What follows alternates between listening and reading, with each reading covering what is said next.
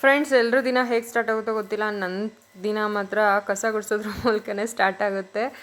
ಬಾಗಿಲು ಓಪನ್ ಮಾಡಿದ ಕೂಡಲೇ ನಾನು ಗುಡಿಸ್ಬಿಡ್ತೀನಿ. ಯಾಕೆ ಹೇಳಿ, ಜ್ಯೇಷ್ಠ ಲಕ್ಷ್ಮಿ ಬಾಗಿಲಲ್ಲೇ ಕೂತಿರ್ತಾರೆ, ಮೊದಲು ಕಸ ಗುಡಿಸ್ಬೇಕು ಎದ್ದು ಕೂಡಲೇ ಅಂತ ಹೇಳ್ತಾರಲ್ಲ, ಅದಕ್ಕೋಸ್ಕರನೇ. ಆದಮೇಲೆ ನೀಟಾಗಿ ಒರೆಸ್ಬಿಟ್ಟು ಸಿಂಪಲ್ಲಾಗಿ ರಂಗೋಲಿ ಹಾಕಿದೆ.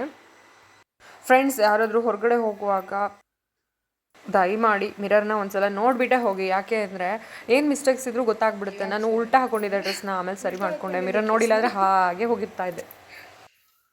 ಎಷ್ಟು ಚೆನ್ನಾಗಿ ಅರಳುತ್ತಾ ಇತ್ತು ನೋಡ್ರಿ ಫ್ರೆಂಡ್ಸ್. ಇದು ವಾಕ್ ಹೋಗೋಕ್ಕೆ ಮುಂಚೆ ಅರಳಿರೋಂಥ ಹೂವು. ವಾಕ್ ಮುಗಿಸ್ಕೊಂಡು ಬಂದಮೇಲೆ ಹೇಗೆ ಅರಳಿರುತ್ತೆ ತೋರಿಸ್ತೀನಿ ನೋಡಿ.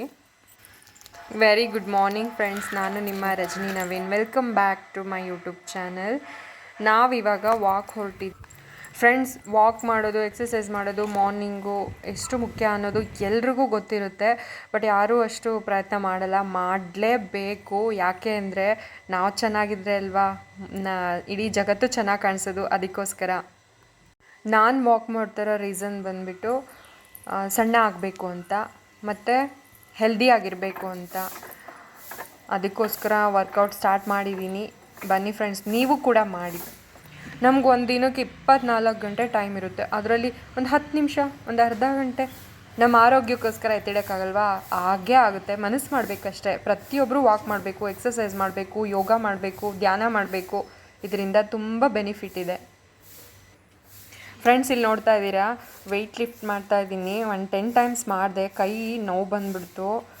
ಆದ್ರೂ ಟ್ರೈ ಮಾಡ್ತಾ ಇದ್ದೀನಿ. ಅಂದರೆ ಡೈಲಿ ಮಾಡ್ತಾ ಮಾಡ್ತಾ ಪ್ರಾಕ್ಟೀಸ್ ಆದಂಗೆ ನಮಗೆ ಅಡ್ಜಸ್ಟ್ ಆಗುತ್ತೆ. ನಾವು ಬೇಗ ವಾಕ್ ಯಾಕೆ ಮಾಡಬೇಕು ಅಂದರೆ ಪ್ರಶಾಂತವಾದ ವಾತಾವರಣ ಇರುತ್ತೆ, ಒಳ್ಳೆ ಗಾಳಿ ಇರುತ್ತೆ, ವೆಹಿಕಲ್ ಸೌಂಡ್ ಇರಲ್ಲ, ಹಕ್ಕಿಗಳ ಚಿಲಿಪಿಲಿ ಕೇಳಿಸ್ತಾ ಇರುತ್ತೆ.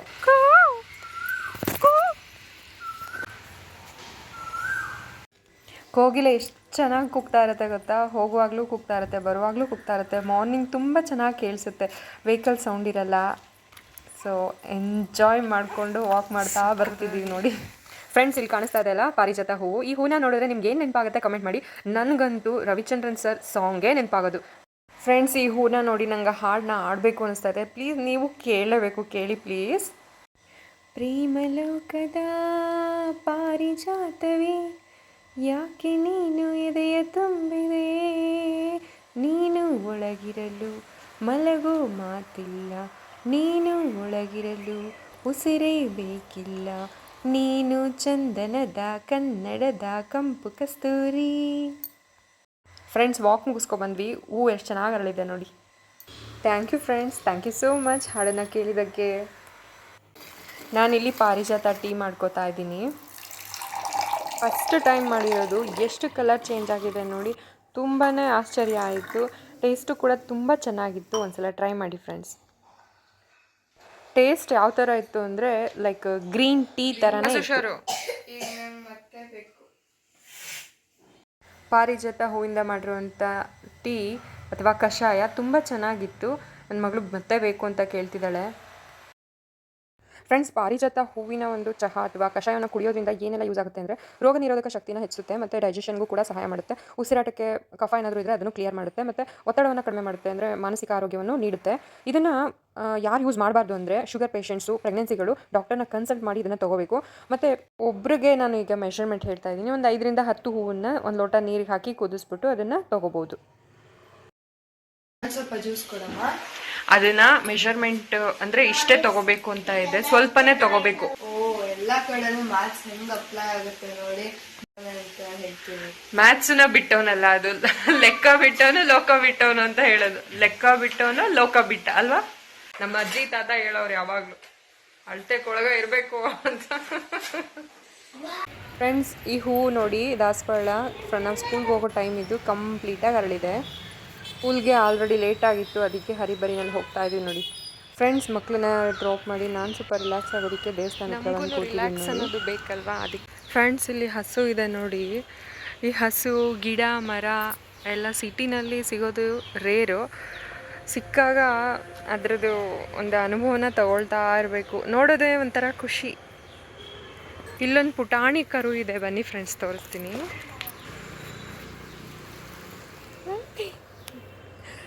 ಎಷ್ಟು ಮುದ್ದಾಗಿದೆ ನೋಡಿ. ನಾನಿವತ್ತೇನು ತಂದಿಲ್ಲ, ನಾಳೆ ತೊಗೊಂಬರ್ತೀನಿ ಆಯಿತಾ?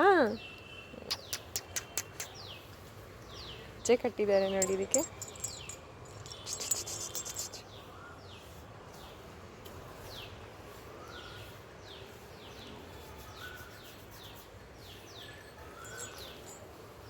ನಮ್ಮ ಹಳ್ಳಿನಲ್ಲಿ ಈ ಥರ ಹಸು ಕರುಗಳನ್ನ ನೋಡ್ತೀವಿ. ಇಲ್ಲಿ ನೋಡಿ ತುಂಬಾ ಖುಷಿ ಆಯಿತು.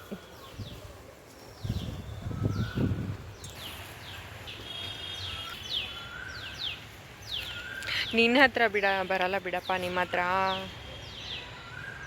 ಕರುನ ಮುದ್ದು ಮಾಡ್ಬೋದು, ಹಸುನ ಮುದ್ದು ಮಾಡೋಕ್ಕಾಗಲ್ಲ. ಅದು ಹೇಗಿರುತ್ತೆ ಅದು ನೋಡಿದ್ರೆ ನಂಗೆ ಭಯ ಆಗ್ತೈತೆ.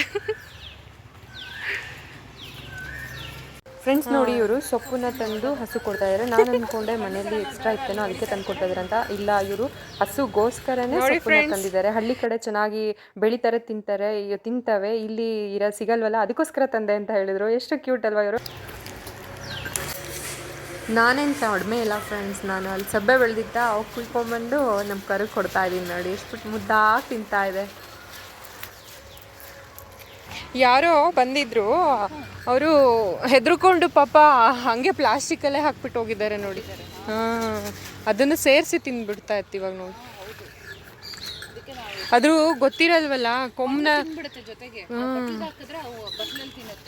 ಅದು ಕೊಮ್ಮು ನೋಡಿದ್ರೆ ಭಯ ಆಗುತ್ತೆ ನೋಡಿ. ಇವಾಗ ಪ್ರಾಕ್ಟೀಸ್ ಆಗಿದೆಯಾ? ಇವರು ರೆಗ್ಯುಲರ್ ಆಗಿ ಬರ್ತಾರಂತೆ ಹಸುಗೆ ಏನಾದರೂ ಕೊಡೋದಕ್ಕೆ.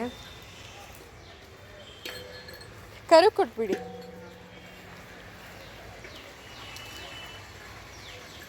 ಇವ್ರು ತಿಂತವ್ರೆ.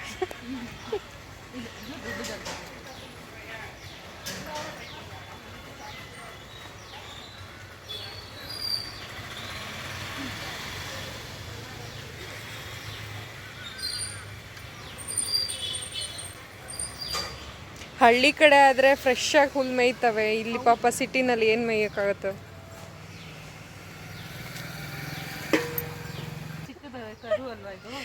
ಕರು ಚಿಕ್ಕದಾಗ್ಲಿ ದೊಡ್ಡ ಹಸುಗಳಾಗ್ಲಿ ಸಿಪ್ಪೆ ತಿಂತವೆ. ನಮ್ಮ ಕಡೆ ಎಲ್ಲ ತಿಂತವೆ.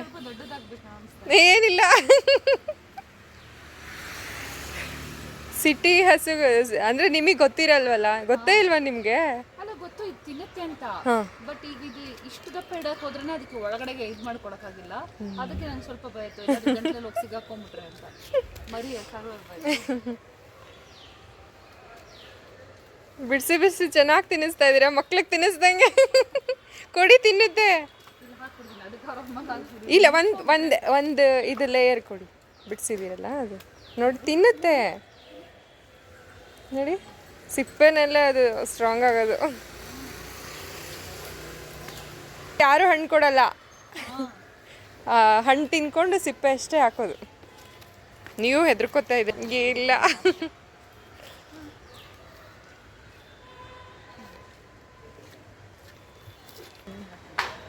ಚಿಕ್ಕ ಪೀಸಲ್ಲ ಇವ್ರೆ. ನಾವೆಲ್ಲ ಕೊಡ್ತೀವಲ್ಲ, ಒಂದೊಂದೇ ಹಾಕ್ತೀವಿ, ಹಂಗೆ ತಿನ್ಕೊಂಡ್ಬಿಡುತ್ತೆ. ಅಭ್ಯಾಸ ಇಲ್ಲ.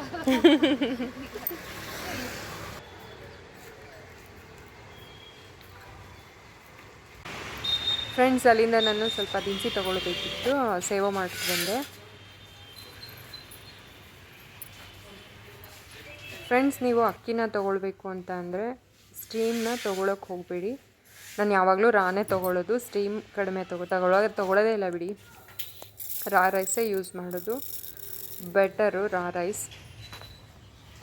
ರಾ ರೈಸ್ಗೂ ಸ್ಟೀಮ್ ರೈಸ್ಗೂ ತುಂಬಾ ಡಿಫ್ರೆನ್ಸ್ ಇದೆ.